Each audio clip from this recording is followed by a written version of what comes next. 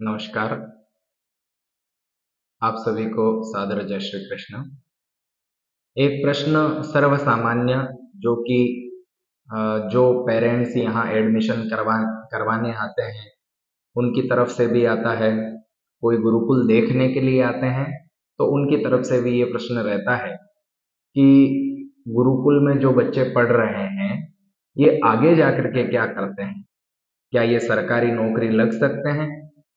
तो ये प्रश्न काफ़ी लोगों के मन में रहता है और क्योंकि उन्हें अभी भी ये लगता है कि शायद गुरुकुल में जो है केवल अ, जो पुराने समय पढ़ाई होती थी वही पढ़ाई अब तक हो रही है।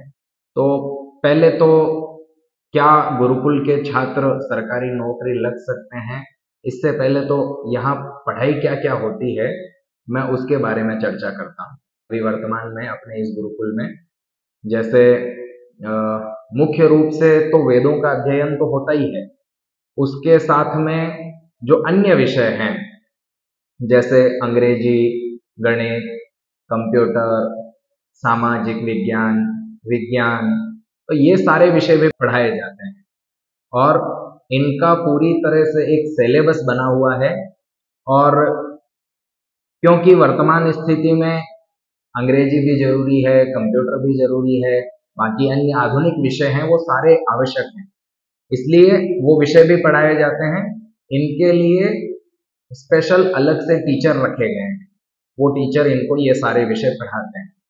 और फिर जो यहाँ के छात्र हैं वो बोर्ड से परीक्षाएं भी देते हैं।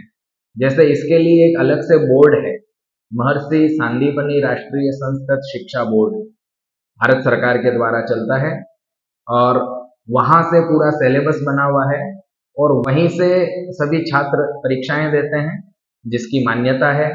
और फिर यहाँ से पढ़ने के बाद में बच्चे, रही बात सरकारी नौकरी की, तो यहाँ से निकलने के बाद में बच्चे बिल्कुल सरकारी नौकरी लग सकते हैं। अब वो कहीं ना कहीं बच्चे पे भी डिपेंड करता है कि बच्चा किस प्रकार की पढ़ाई करता है। बच्चा यदि होशियार है, अच्छा है, पढ़ाई करता है तो वो यहाँ पढ़ करके भी नौकरी लग सकता है और बाहर पढ़ के भी नौकरी लग सकता है। ऐसे ही जो बच्चे यदि कमजोर हैं तो फिर वो तो हम सभी उनका समझ सकते हैं कि वो फिर नौकरी नहीं लग सकते। लेकिन हर एक बच्चे के लिए बहुत सारे अलग अलग क्षेत्र हैं जिसमें वो जाकर के कार्य कर सकते हैं। जैसे सरकारी फील्ड की बात करें तो अ, हमारे जैसे फौज में एक धर्मगुरु की पोस्ट होती है जिसे जेसीओ कहा जाता है, जूनियर कमिश्नर ऑफिसर, वहां लग सकते हैं। संस्कृत के टीचर बन सकते हैं, प्रोफेसर बन सकते हैं और बहुत सारी ऐसी नौकरियां हैं जहां वो कार्य कर सकते हैं। इसके अतिरिक्त यदि सरकारी क्षेत्र में नहीं भी जा पाता है तो उसके अलावा भी बहुत सारे, वो धर्म प्रचारक बन सकता है, वो कथावाचक बन सकता है, वो ज्योतिषाचार्य बन सकता है। इस प्रकार से बहुत सारे रास्ते होते हैं व्यक्ति के पास में। लेकिन मुख्य रूप से जो की बात थी कि सरकारी नौकरी में लग सकता है या नहीं, तो बिल्कुल सरकारी नौकरी में लग सकता है क्योंकि अभी सारे आधुनिक विषय भी गुरुकुल में पढ़ाए जाते हैं और साथ में बोर्ड से भी ये परीक्षाएं देते हैं।